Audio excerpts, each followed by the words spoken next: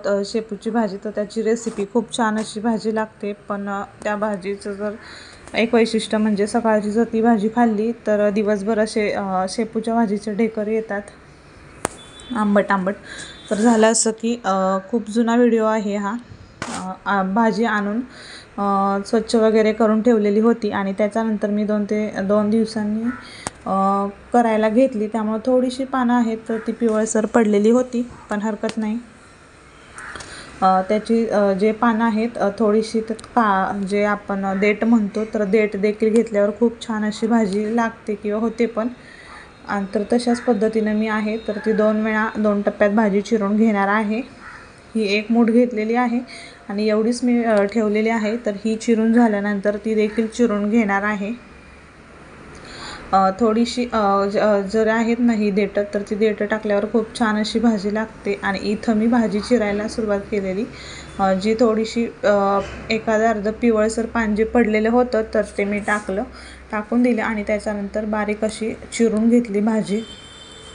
खूप छान भाजी लागते आणि अगदी साध्या सोप्या पद्धतीनं केली जाते किंवा करतात।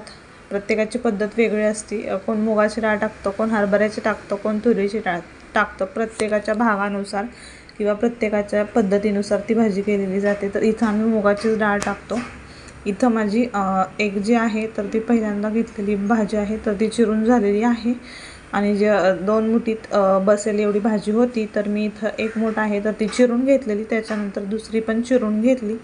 अशा पद्धतीने इथं पूर्ण माझी भाजी जी आहे तर ती चिरून झालेली आहे आणि ही भाजी चाळणीत घेतली, जेणेकरून भाजी धुतल्यानंतर त्यातलं जे पाणी आहे तर ते पाणी पूर्णपणे चाळणीतून निथळलं जाईल। अशा पद्धतीने बघू शकता इथं स्वच्छ अशी धुवून घेतली, माती वगैरे काही नव्हती, फक्त आहे तर ती नॉर्मल आपण धुवून घेतो तशीच धुवून घेतलेली होती। आणि भाजीतलं जेव्हा सगळं पाणी निघून जाईल आणि भाजी थोड्या वेळाने बघितलं तर ती भाजी छान अशी फुलते पाण्यातून काढल्यानंतर किंवा धुतल्यानंतर। इथं मी निथळण्यासाठी ठेवलेली होती आणि निथळण्यासाठी ठेवली। त्याच्यानंतर मी एक वाटण आहे छोटंसं तर ते वाटून घेतलं। लसूण, मिरची आणि जिरं एवढंच या भाजीत टाकतात आणि मुगाची डाळ। खूप छान अशी चवीला भाजी लागते। तिखट जे आहे तर ते आवडीनुसार टाकलं तरी चालेल। कोणाला कमी तिखट लागतं, कोणाला जास्त तिखट लागतं, पण लसूण थोडासा जास्त टाकला तर भाजी खूप छान लागते। इथं मी 6 ते 7 अशा मिरच्या घेतलेल्या आहेत, लसूण आणि जिरी, तर हे मिक्सरमधून वाटून घेतलेलं आहे। आणि इथं मी आता भाजी करण्यासाठी लगेच सुरुवात केलेली आहे। तेल घालून घेतलं, तेलात कढई तापलेली होती आणि त्याच्यानंतर जे वाटण आहे तर ते देखील घातलं।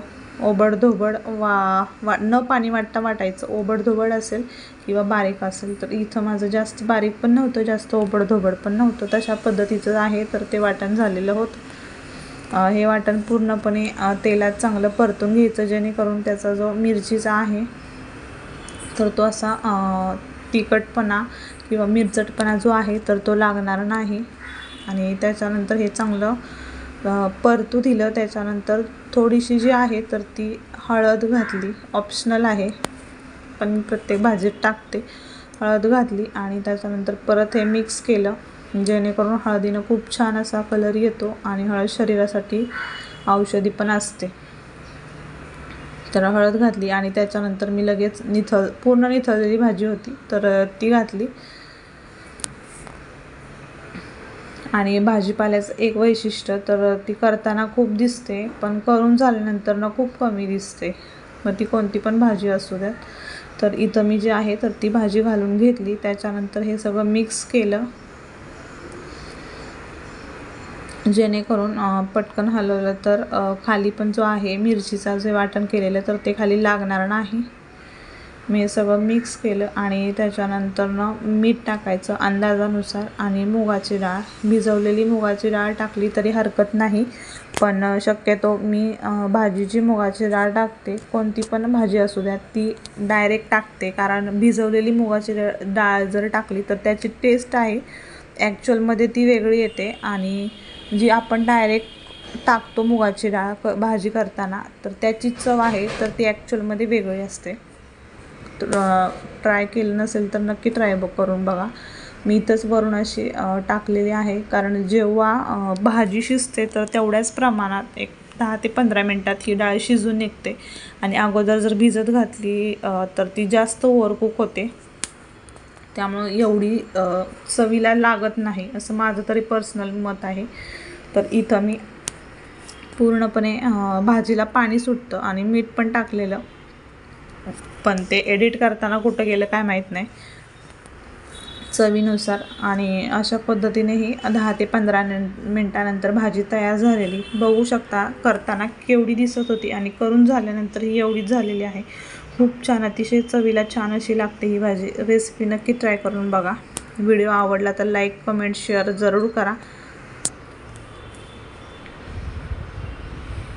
आणि सकाळची भाजी खाली तर दिवसभर असे त्याचे ढेकर येतात, त्यामुळे शक्यतो भाजी संध्याकाळचीच. पण ऑप्शन नसेल तर सकाळची केली तरी हरकत नाही. फक्त करताना आहे तर ती डाळ डायरेक्ट टाकायची, खूप छान अशी टेस्ट होते.